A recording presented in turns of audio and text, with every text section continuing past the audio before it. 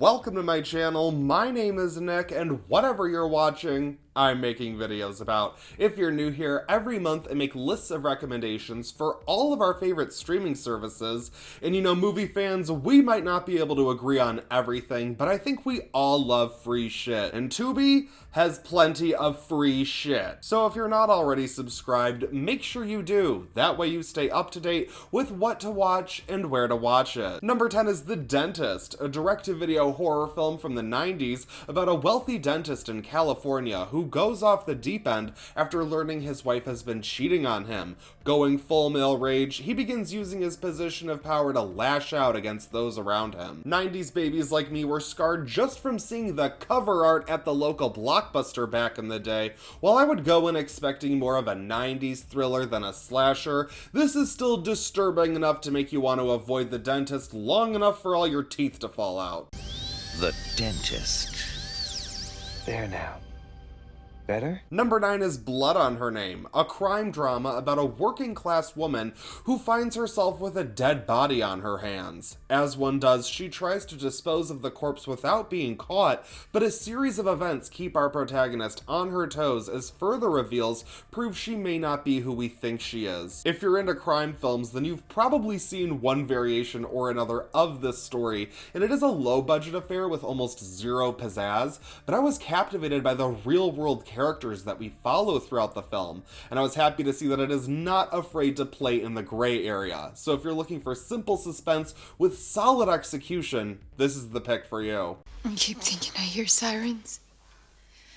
Is that weird? Number 8 is Jack and Diane, a coming-of-age lesbian romance starring Juno Temple and Riley Keough as young women in New York City who fall for each other as one believes she may or may not be a werewolf. Honestly, the werewolf aspect of the film is definitely used as a metaphor for budding sexuality. The horror elements are incredibly light, but it still almost made it onto my list of best romantic horror films because after rewatching it, I found that even though it's slow and low-key, it's an interesting take on young love with realistic performances from its leads. This is something I wanted to share with the most special person in the world. Number 7 is No One Lives, a slasher film starring Luke Evans as a horror movie John Wick, who becomes embroiled with a group of thieves after they murder his wife. Seeking revenge, he begins picking them off in increasingly gruesome fashion. Normally, slasher movies that emphasize the perspective of the villain don't really work for me. Maybe it's the fact that Dreamboat Luke Evans plays the killer, I don't know, but No One Lives manages to be a bloody fun time, even though you're stuck with a bunch of people that you just want to see get thrown into a meat grinder. But if that sounds like a good time to you, don't skip it. What were you doing in the trunk of that car? Where is he? You killed him, right? Please tell me he's dead.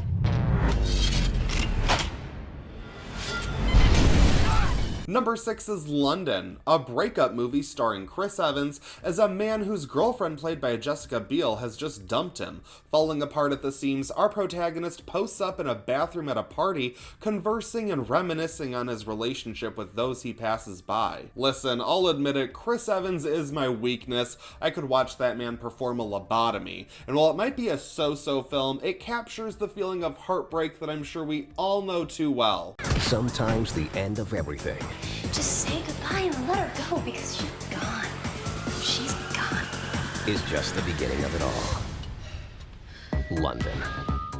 Number 5 is Vampire in Brooklyn, a horror comedy from director Wes Craven that's basically a 90s Dracula starring Eddie Murphy as the blood-sucking hero. He sets out to seduce Angela Bassett, who plays a detective investigating the trail of bodies left in his path. This is a silly romp of a good time, and I wish we had more funny vampire movies like this. Usually they're either too serious or too Twilight, but Wes Craven was a master of balancing genres, and he did a great job with this film that I cannot believe I just got around to watching for the first time this year. So if you, like me, are behind, you're gonna want to watch Vampire in Brooklyn, which is also currently streaming on HULU, where you can watch it ad-free. Quickest way to a woman's heart is through the church.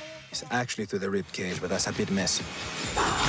Number 4 is Audition. Considered to be one of the most disturbing movies ever made, there's your warning. This Japanese thriller is about a widower who is looking to meet a new woman. He uses his movie producer friend's idea to hold an audition for a fake movie to screen a slew of women for a protagonist to choose from, which is absolutely disgusting. But of course, he picks the wrong woman who has some very different plans for him. It is a slow burn of a story, but it's also quite funny and engaging, so it'll keep you along for the ride all the way until the end, where you get all of the holy shit, what the fuck moments. This, of course, did almost make it onto my list of best romantic horror movies, which is coming soon, I promise, since I keep talking about it. But you can also find Audition on Shudder, where you can watch it ad-free.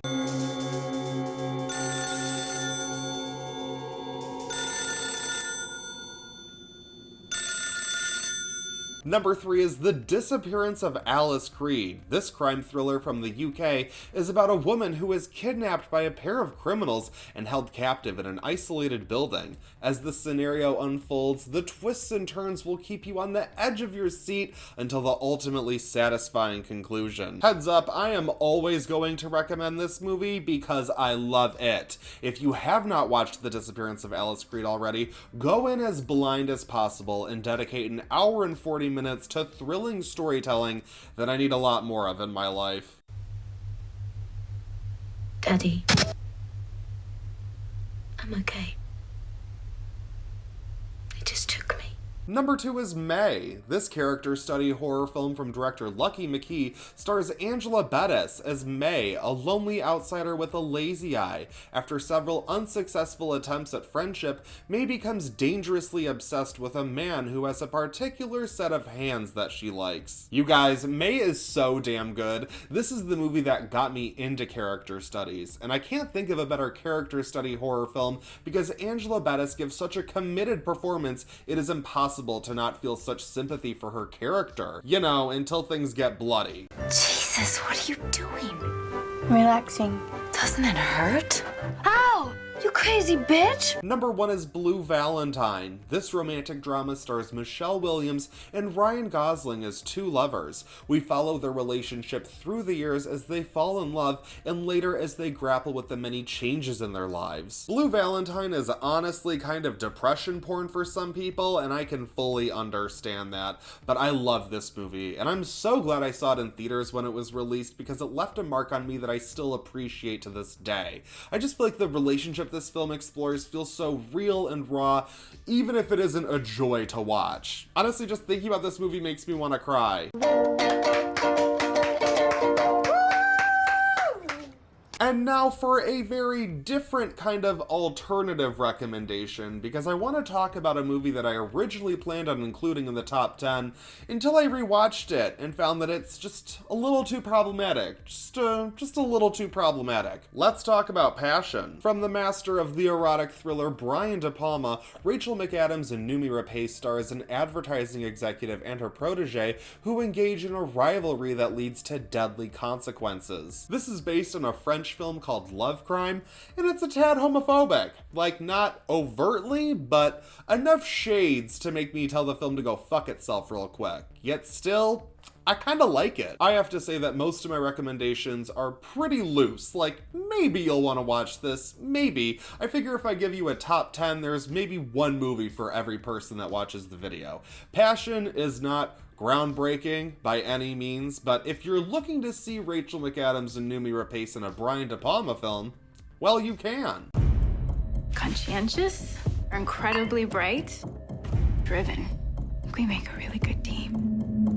And now it's time for my bad movie recommendation of the month, because even when talking Tubi, where all of the movies are bad, I have to bring up one especially shit movie. The Resident is an obsession thriller starring Hilary Swank as a New York City doctor who is going through a divorce. Looking for a new place to live, she moves into a steal of an apartment owned by insert creeper here, played by Jeffrey Dean Morgan. After a spark of a connection, the good doctor realizes she's not an idiot and doesn't want to get involved with him, even if he is kind of charming in that rugged mountain daddy kind of way. You know the drill. He goes cray-cray, people die, and Hilary Swank has to fight for her life. This movie really is as standard as it gets. It has direct-to-video written all over it, but after rewatching it, I found that it is a perfectly fine bad movie if you know what you're looking for and you're okay with bare minimum movie making.